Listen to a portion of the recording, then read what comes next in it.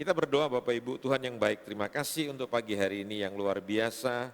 Engkau ada di tempat ini bersama-sama dengan semua anak-anak-Mu yang luar biasa juga. Terima kasih, berkati setiap kami, berbicaralah di tengah-tengah kami, biar kami selalu hidup di dalam Tuhan dan menjadi berkat bagi banyak orang sesuai dengan maksud perencanaan Tuhan. Di dalam nama anak-Mu yang tunggal Tuhan kami Yesus Kristus kami berdoa. Yang diberkati Tuhan sama-sama kita katakan, amin. Puji Tuhan. Terima kasih kepada Pak Purba, Pak Stephen yang sudah memberikan kesempatan pada saya untuk bisa menyampaikan firman Tuhan pada pagi hari ini. Selamat menikmati gedung yang baru ya Pak Purba, Pak Stephen, gedungnya luar biasa. Puji Tuhan. Nah Bapak Ibu, kita tema pelajarannya adalah Yesus adalah teladan kerendahan hati. Kita akan membaca 11 ayat dari Filipi pasal yang kedua, ayat 1 sampai dengan ayat yang ke-11. Ya. Filipi 2 ayat 1 sampai dengan ayat yang ke-11. Kita akan baca bergantian ya Bapak Ibu ya, masing-masing lihat Alkitabnya sambil kita menunggu slide-nya dibuka. Filipi 2 ayat 1 sampai 11. Ya. Yang sudah siap baca sama-sama katakan amin. Iya.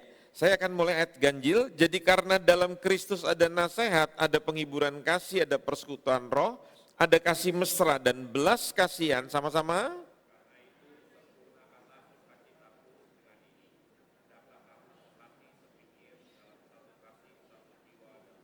Dengan tidak mencari kepentingan sendiri atau puji-pujian yang sia-sia, sebaliknya hendaklah dengan rendah hati yang seorang menganggap yang lain lebih utama daripada dirinya sendiri. Sama-sama.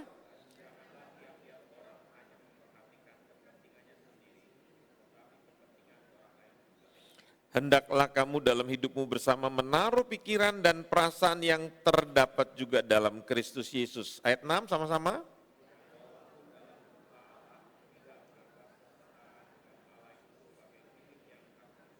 Melainkan telah mengosongkan dirinya sendiri dan mengambil rupa seorang hamba dan menjadi sama dengan manusia. Sama-sama 8.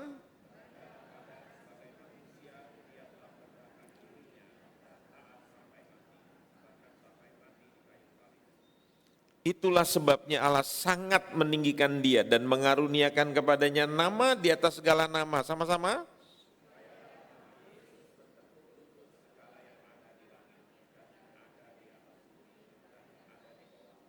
11 sama-sama. Dan segala lidah mengaku Yesus Kristus adalah Tuhan bagi kemuliaan Allah Bapa. Iya, slide.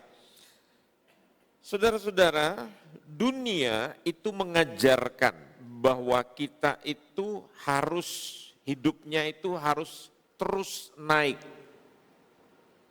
Ya. Supaya apa? Kita dikenal. Supaya apa? Kita dihormati.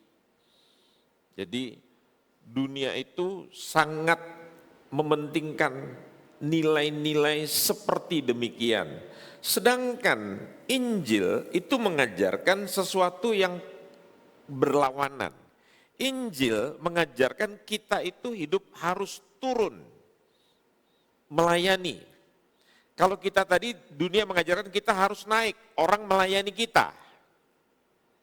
Walaupun dunia mengerti sebuah filsafat yang mengatakan orang hanya memimpin sejauh melayani. Dunia mengerti hal itu.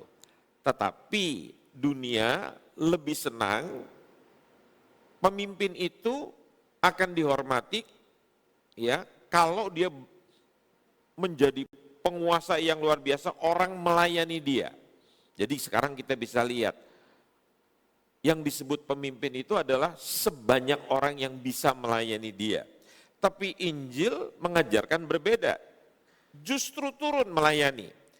Ya, merendahkan diri. Saya menulis beberapa hari yang lalu tentang kata bijak. Ya, saya bilang begini. Kadangkala kalau kita itu marah sama orang, itu bukan karena kita merasa diri kita benar dan kita tidak salah, tapi ego kita ya tersinggung. Itu makanya kita menjadi orang yang akhirnya menjadi marah.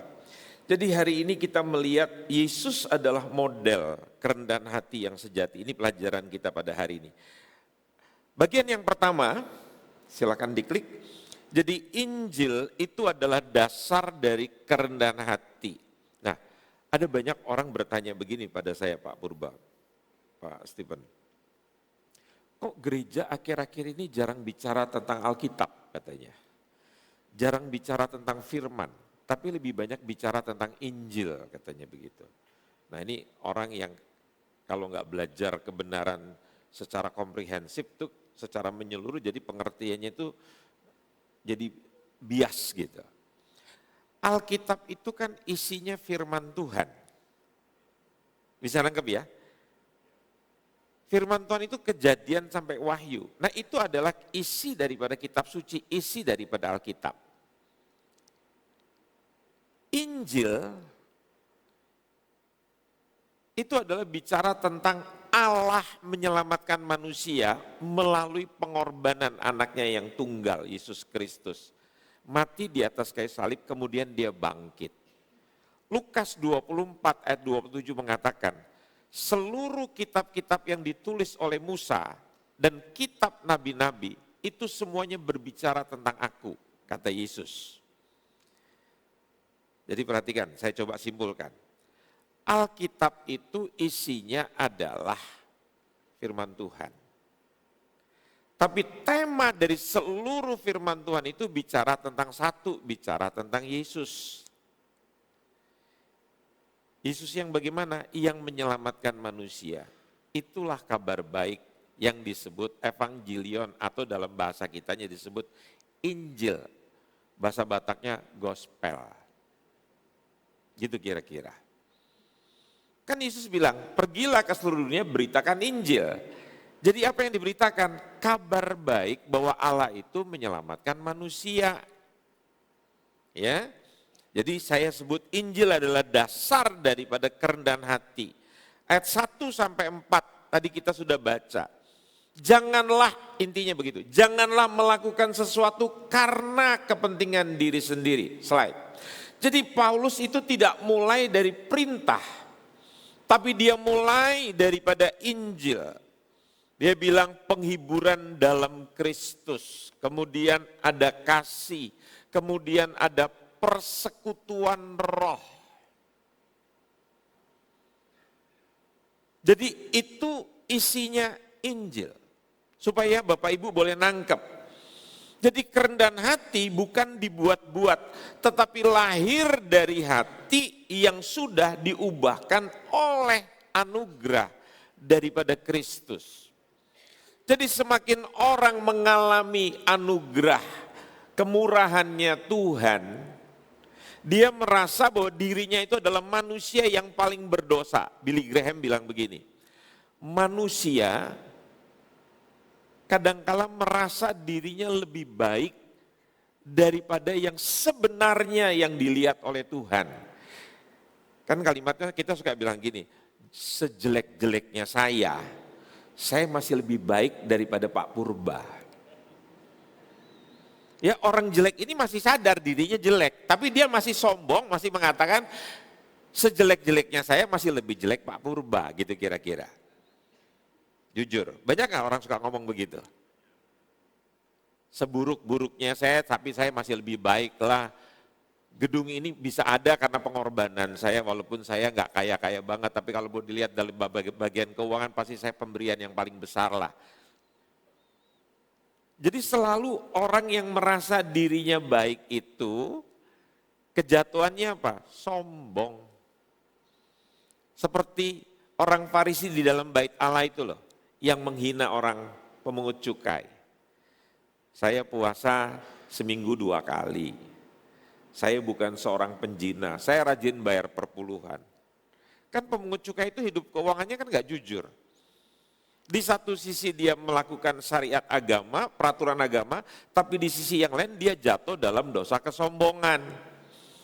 Nah kalau dia menyadari bahwa dia manusia yang paling kotor dalam hidup ini, tapi Tuhan telah menyelamatkan dia karena kasih sayangnya Tuhan, dia juga akan menjadi orang yang bermurah hati mengasihi orang lain, menerima orang lain apa adanya, sebagaimana Tuhan menerima dia. Selama dia tidak pernah merasakan kasihnya Tuhan, anugerahnya Tuhan, dia sulit sekali untuk menerima orang lain.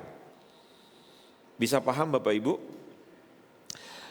John Calvin, ya, Bapak gereja, dia bilang begini, kerendahan hati sejati hanya mungkin jika kita memahami anugerah Allah. Jadi selama saudara tidak memahami anugerah Allah, saudara sulit menjadi orang yang rendah hati. Kerjanya akan selalu menghakimi orang, saudara akan menganggap diri saudara itu lebih baik. Nah mari kita lihat aplikasi, simpelnya saja. Berhenti untuk kita hidup itu egosentris, egois, antroposentris istilahnya. Apa itu? Hidup yang mementingkan diri sendiri. Hidup orang Kristen itu bukan lagi kepada dirinya sendiri, tapi kepada Kristus. Belajar mengutamakan orang lain.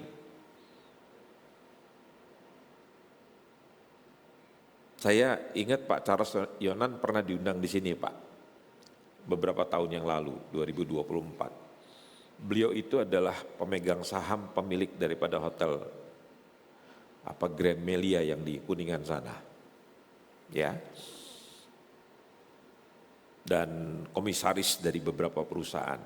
Bapak Ibu tahu, satu hari kami di Manado, di Boulevard, saya mau pergi ke satu tempat bersama dengan hamba Tuhan ini Pak Charles ini, yang notabene juga seorang pengusaha. Jadi ternyata Grab yang kami panggil itu gedungnya salah Pak.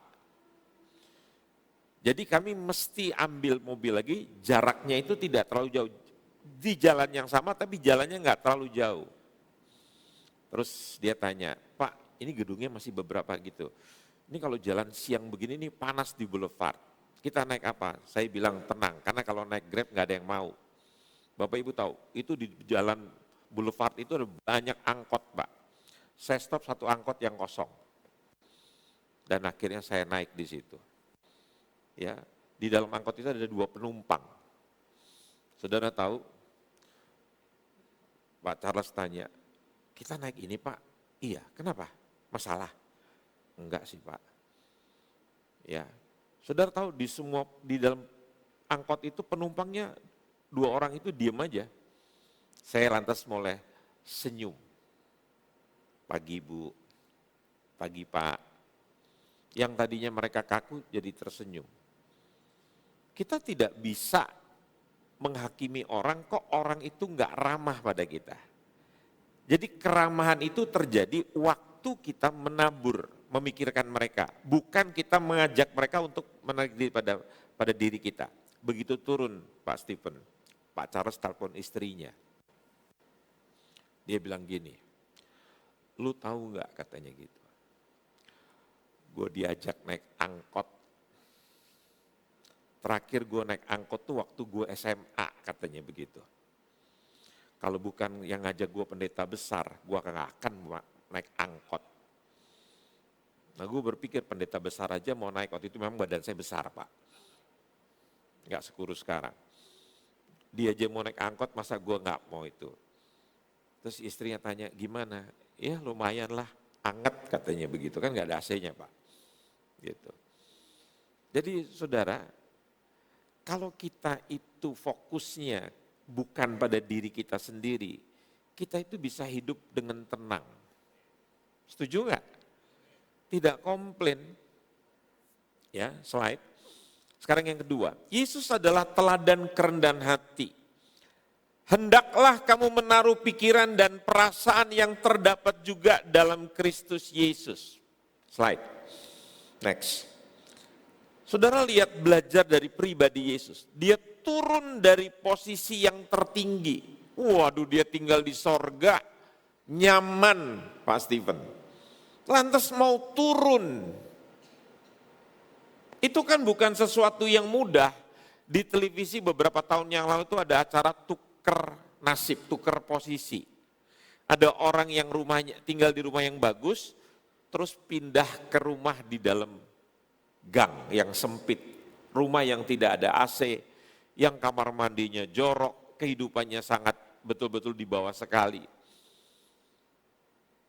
Acara itu cuma berlangsung selama 1 hari 1 malam, bertukar nasib. Wah, itu kejadian-kejadiannya lucu. Dan gak gampang. Kalau yang miskin pindah ke rumah yang kaya itu nyaman. Tapi yang kaya pindah ke tempat yang miskin, komplainnya banyak banget. Teman saya Pak Stephen biasa tidur di hotel bintang 5. Satu hari di sebuah kota di Papua itu tidak ada hotel bintang Pak, adanya hotel bintang 7 Pak. Jadi kita tinggal di situ tuh pusing.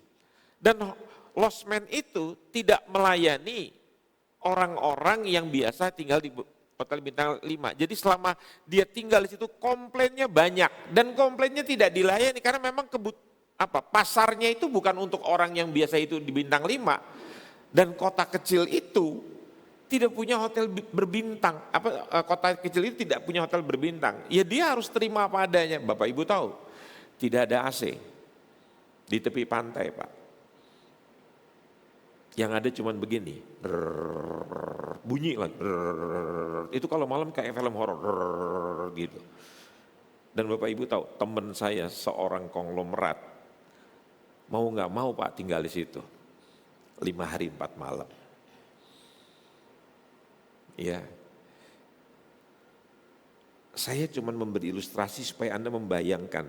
Dia mengosongkan diri, rela melepaskan haknya. Itu adalah pribadi Yesus. Dia bukan lahir di rumah sakit mitra keluarga Pak. Dia bukan lahir di losmen. Tapi dia lahir bukan hanya di kandang, tapi di tempat makannya binatang, palungan. Itu Yesus. Dia lepaskan haknya. Menjadi hamba, dari raja jadi pelayan. Cuci kaki murid-muridnya. Ada seorang ibu bilang gini pada saya seringkali marah pada suami saya Pak. Kenapa saya tanya Bu? Kadang-kala saya cuma dijadikan budak, kalau dia pulang saya mesti bukakan sepatunya, bukakan kaos kakinya, mana bau lagi. Jadi dia merasa jadi budak suaminya begitu. Kenapa begitu? Karena dia tidak melakukannya dengan cinta. Seorang ibu karena cinta anaknya yang masih bayi, masih kecil. Kalau bayi itu pilek, itu ingusnya disedot sama mamahnya. Bahkan disedot sama bapaknya. Betul nggak? Itu yang namanya ingus sama jus alpukat, itu beda tipis. Warna sama, kekentalan sama. Cuman bedanya kalau jus alpukat itu manis, kalau yang ingus itu semeriwing. Tapi kenapa orang tua mau melakukan semua katanya karena cinta? Setuju nggak? Kan lagunya ada, karena begitu Allah cinta dunia hingga dia berikan anaknya yang tunggal. Jadi dia berkorban karena dia mencintai kita semua orang berdosa. Amin. Bahkan dia taat sampai mati. Bahkan matinya bukan mati yang wajar. Bukan mati yang dibunuh biasa. Tapi matinya dipermalukan, disalibkan. Itu tempat yang paling terkutuk, yang paling hina. Makanya orang-orang yang tadinya memuja dia bilang, katanya kamu Tuhan. Tuhan itu tidak dihukum tapi menghukum. Kok kamu dihukum dan sekarang tidak berdaya? Kalau memang kamu bisa membebaskan manusia, nggak usah bicara tentang membebaskan kami. Bebaskan diri kamu sendiri. Itu penghakiman yang terjadi. Apa yang dia lakukan? Tetap diam. Orang Kristen itu kan diam susah ya. Dalam rumah tangga juga begitu, suami ngomong 1 kata, istri 10 kata. Atau sebaliknya. Bicara soal menyangkal diri itu bukan hal yang mudah Pak Stephen. Saudara bisa lihat, tadi kan pemain-pemain musik itu kan badannya ada yang kecil, ada yang besar gitu.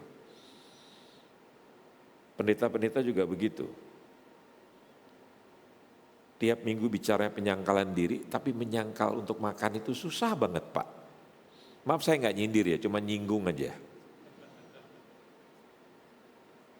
Sampai kita punya kadar diabetes yang tinggi, kolesterol yang tinggi. Kenapa? Karena kita nggak bisa nyangkal diri, susah banget. Itu hal yang simple. Sehingga seorang teolog, kalau Anda belajar di STT, belajar sekolah Alkitab, pasti akan dapat bukunya orang ini yang terkenal, namanya R.C. Sproul. Dia bilang gini, kerendahan Kristus terlihat dari kesediaannya, turun dari kemuliaan ke penderitaan. Ini katanya teolog R.C. Sproul yang terkenal. Ya, jadi kebenaran pentingnya apa? Fungsi itu lebih penting daripada jabatan. Banyak orang di dunia ini lebih mementingkan jabatan, tapi karyanya, kerjanya, pelayanannya nggak ada. Di dalam Tuhan, Tuhan itu nggak lihat jabatan saudara apa di dunia, dia nggak pentingkan hal itu.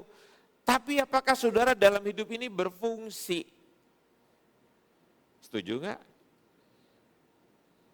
Salah satu masalah sekarang di dalam dunia kekristenan adalah sekarang fresh graduate, orang-orang yang baru lulus daripada sarjana, nggak pernah mau bekerja berdasarkan panggilan Tuhan.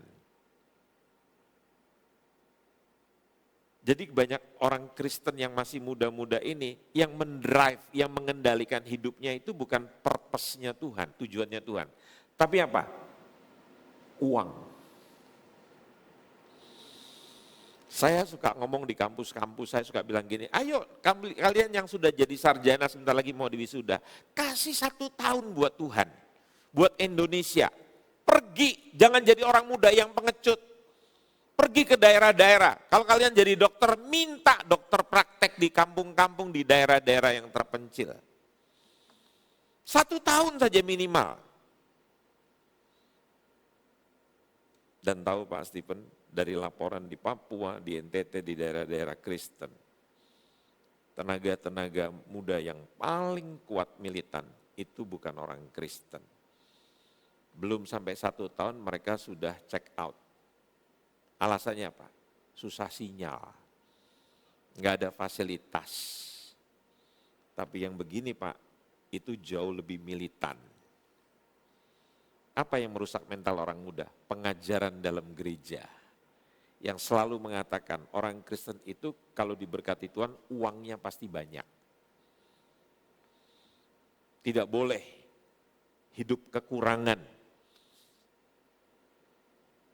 Saya punya anak rohani dokter di satu kabupaten di Papua. Dia ajak istrinya hidup di sana. Sekarang dia punya perkebunan jeruk Pak. Hidup di daerah yang sangat tertinggal sederhana, tetapi dia bisa jadi berkat. Selain jadi dokter, istrinya jadi pengusaha jeruk. Tapi dia melewati masa-masa yang sulit. Ya, kenapa dia tinggal di Papua? Jawabannya cuma satu, karena dia hidup dalam panggilannya Tuhan. Karena ada banyak orang yang membutuhkan kesehatan. Ya, istrinya mengajar. Ya, sambil mempunyai perkebunan. Jadi Yesus tidak mempertahankan statusnya, tapi menjalankan panggilannya, misi yang ditetapkan oleh Bapa. Markus 10:45, anak manusia datang untuk melayani. Sekarang yang ketiga, Allah meninggikan orang yang rendah hati. Ayat 9-11, itulah sebabnya Allah sangat meninggikan dia. Makanya polanya dunia itu sama polanya Injil, Alkitab itu berbeda sekali. Rahasia untuk naik slide itu adalah turun ke bawah. Saudara mesti melayani. Di situ rahasia Tuhan dimuliakan, Yesus dimuliakan oleh Bapaknya. Pada waktu saudara direndahkan, justru saudara akan ditinggikan. Saudara menyombongkan diri, itu saudara akan direndahkan. Makanya kalau orang-orang yang hidup secara fisik saja, duduk sama rendah, berdiri sama saja, tidak perlu kecil hati karena nanti di sorga akan ditinggikan. Yang tinggi-tinggi akan direndahkan. Artinya apa? Nanti di sorga sama aja tingginya semua, sejajar. Ini gak nangkep ya?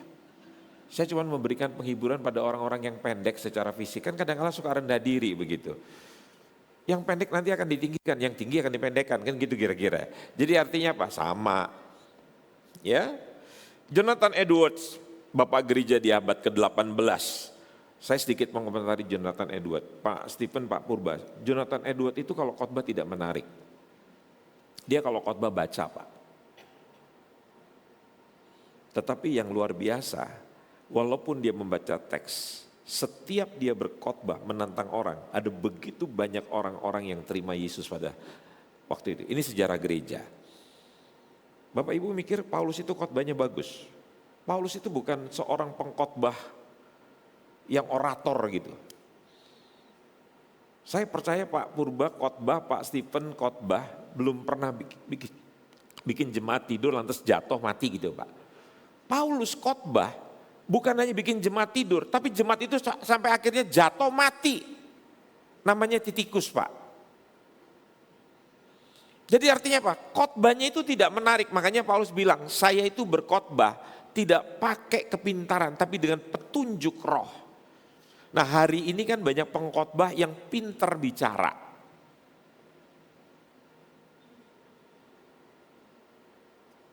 Tapi tidak dipimpin oleh Roh Kudus. Nah Jonathan Edward bilang begini, kerendahan hati adalah jalan menuju kemuliaan sejati. Contohnya siapa? Yusuf dari penjara walaupun direndahkan. Dia punya prinsip gini, daripada rumah tangga majikannya jatuh, hancur, bercerai, udah mendingan saya aja yang menanggung penderitaan biar saya difitnah. Gak gampang loh saudara seperti begitu. Daud, dia bisa bunuh rajanya, dia punya beberapa kali kesempatan, tapi dia punya prinsip nilai hidup yang baik. Orang yang pernah diurapi, dia tahu bahwa rajanya sudah ditinggalkan Tuhan, tapi dia tetap menaruh hormat. Itu sebabnya apa? Dari seorang gembala biasa dia dipromosikan jadi raja. Dari panglima, dari mantu raja, dia direndahkan terus sampai akhirnya dia dimuliakan. Yesus dari salib akhirnya dia naik ke takhta yang luar biasa. Yakobus 4 ayat yang ke-10. Rendahkanlah dirimu di hadapan Tuhan dan Ia akan meninggikan kamu. Jadi kesimpulannya slide, Yesus tidak hanya mati untuk kita, tetapi dia juga memberi teladan bagi kita. Pertanyaannya, apakah kita mau hidup seperti dia? Ya. Dia yang mulia di tempat yang tidak pernah kurang apapun juga. Tapi dia rela turun ke dalam dunia, menjalani hidup yang hina. Bahkan dia menjadi terkutuk. Untuk apa? Supaya kita yang terkutuk jadi mulia. Dia yang benar jadi salah, supaya kita yang salah jadi benar. Dia yang tidak berdosa jadi berdosa, supaya kita yang berdosa jadi tidak berdosa. Itu salib.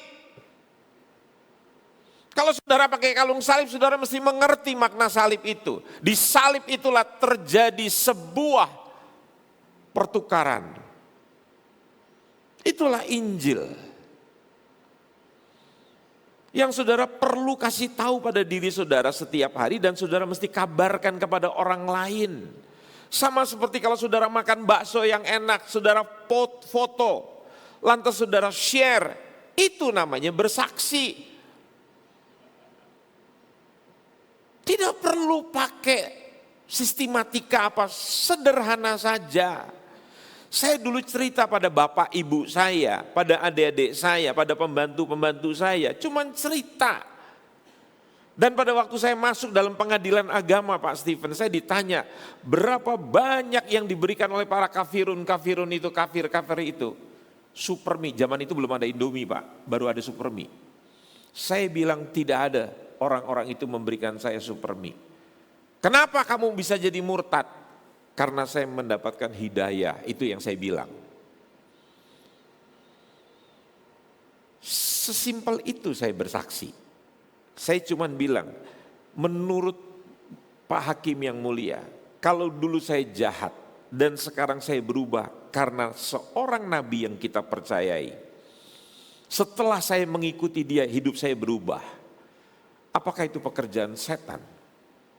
Lantas dia jawab, lakum dinukum waliyadin. agamaku, agamaku, agamamu, agamamu. Itu bersaksi Pak. Dan kesaksian yang paling hebat itu saudara berani cerita. Urusan dia menerima atau tidak menerima itu urusan Tuhan. Tugas kita menabur, menyiram. Setiap hari saya cerita pada bapak saya tentang Yesus. Sampai mulut saya mandi darah, ditempeleng, ditendang, dipukul segala macam karena saya murtad. Tapi satu hari tatkala bapak saya mengalami serangan jantung dan dia susah napas. Disitulah saya bercerita pada bapak saya dan saya lantas tantang. Papa selama ini mendengarkan cerita tentang Yesus. Maukah Papa berdoa sama Yesus? Minta tolong sama Yesus dan Papa terima dia sebagai Tuhan dan Juru Selamat. Papa akui bahwa saya membutuhkan Juru Selamat. Dalam keadaan yang sakit itu dia memanggil namanya Tuhan Yesus. Dan dia menerima Yesus sebagai Tuhan dan Juru Selamat. Itu orang pertama sesudah saya dalam keluarga saya yang menerima Yesus. Kemudian nanti adik-adik saya, pembantu-pembantu saya. Dan 16 tahun kemudian mama saya terima Tuhan Yesus. Jadi satu keluarga saya. Sampai hari ini saya masih menginjili mereka. Apa itu menginjili? Menceritakan tentang kabar baik bahwa Yesus itu mengasihi kalian. Kalian butuh juru selamat, kalian butuh keselamatan. Pertanyaan reflektifnya. Apakah saya masih mencari penghargaan manusia? Pak Purba, Pak Stephen tahu. Yesus bilang begini di dalam kalimat perjanjian barunya. Dia tidak pernah mempercayakan dirinya kepada siapapun juga. Itu kalimatnya begitu. Artinya apa? Dia nggak perlu Pak validasi, dia nggak perlu pengakuan dari orang lain.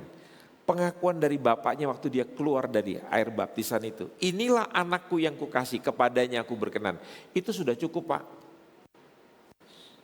Orang mau menghina dia, mau mengapain dia tetap tenang. Bagaimana dengan kita?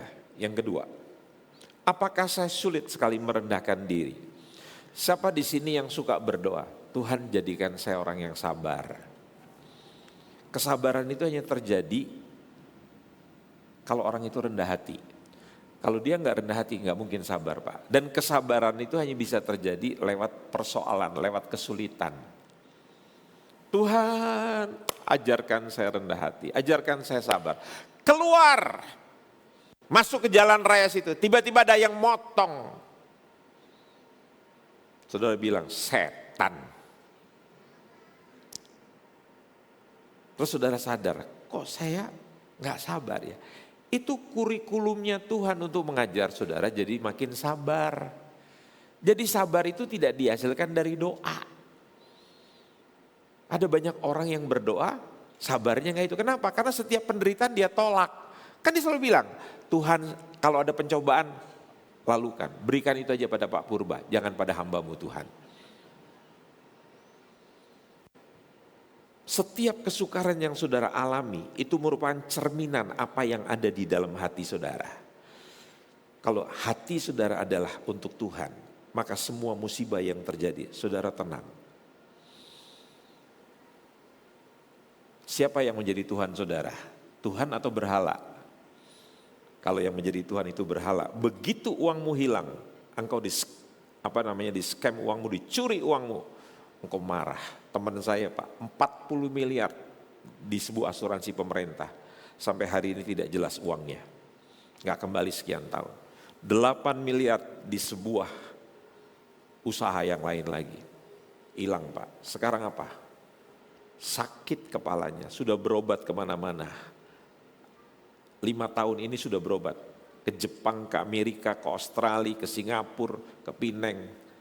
Dokter bilang secara fisik sehat. Saya bilang, kamu tidak sakit secara fisik, tapi berhalamu itulah yang membuat kamu sakit.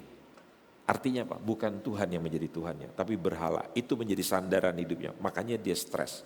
Dan yang terakhir dari bagian ini, pertanyaan reflektifnya, apakah saya sungguh-sungguh mengutamakan orang lain? Nah saya mau tutup dengan aplikasinya saudara. Orang yang beriman melakukan satu pelayanan kecil tanpa diketahui oleh orang lain. Saya suka melihat seseorang Pak, yang kerjanya itu kalau ibadah, dia suka menemani orang yang duduknya sendirian.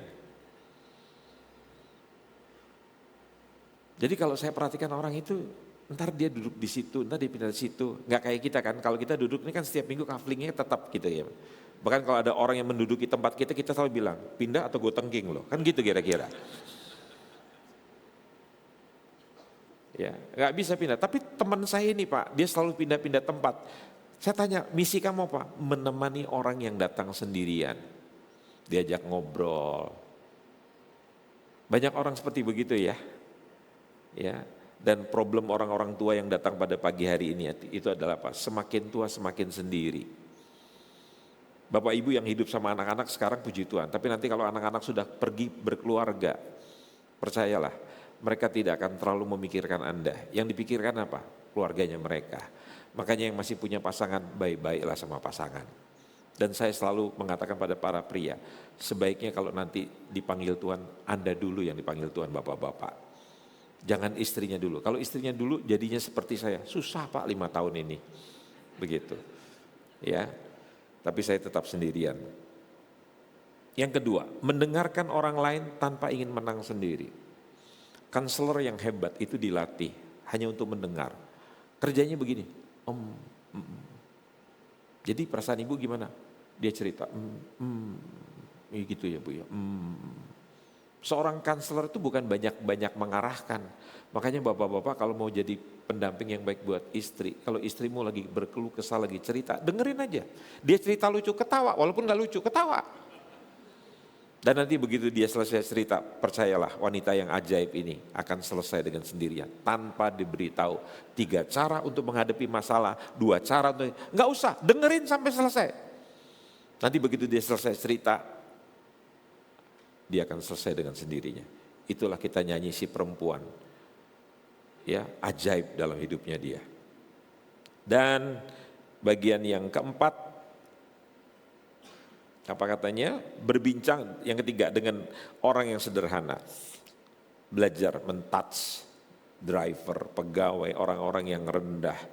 Ya, berdoa setiap hari, Tuhan jadikan aku. Karena kerendahan hati ini enggak bisa terjadi tanpa anugerah Tuhan. Makanya kita perlu.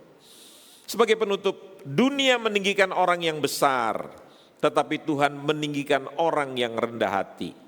Jika kita mau serupa dengan Kristus, kita harus berjalan di jalan yang sama. Apa nama jalan itu? Namanya adalah jalan kerendahan hati.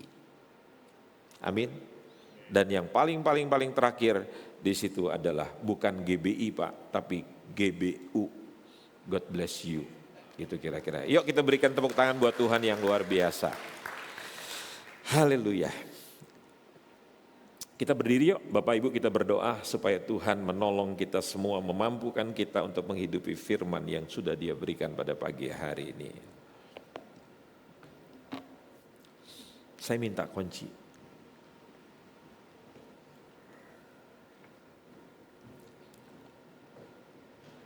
Glory Yesus Tuhan, terima kasih.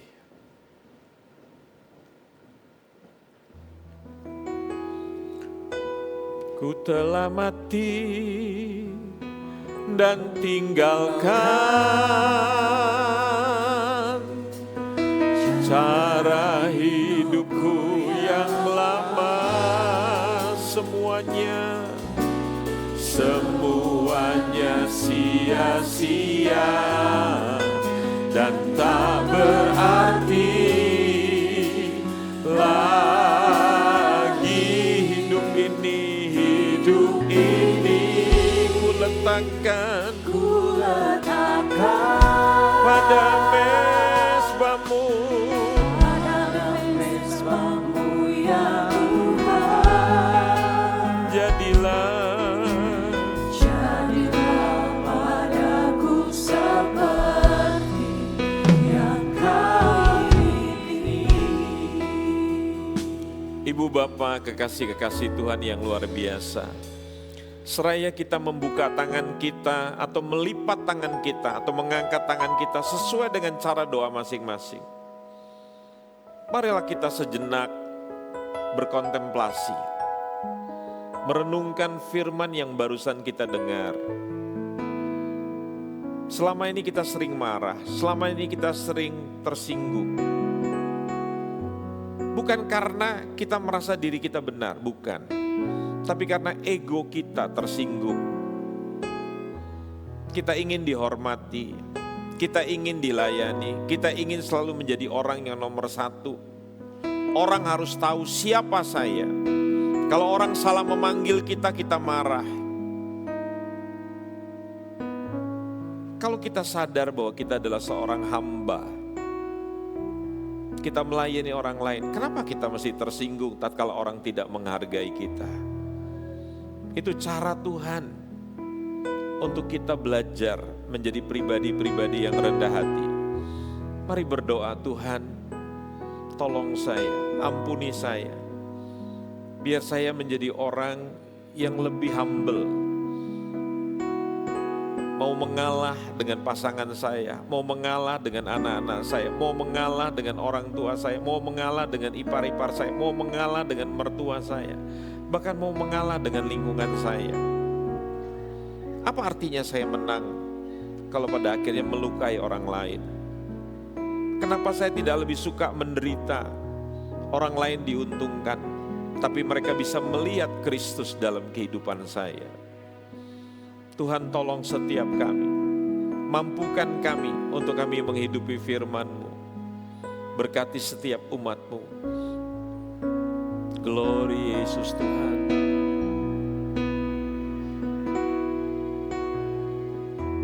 Ku telah mati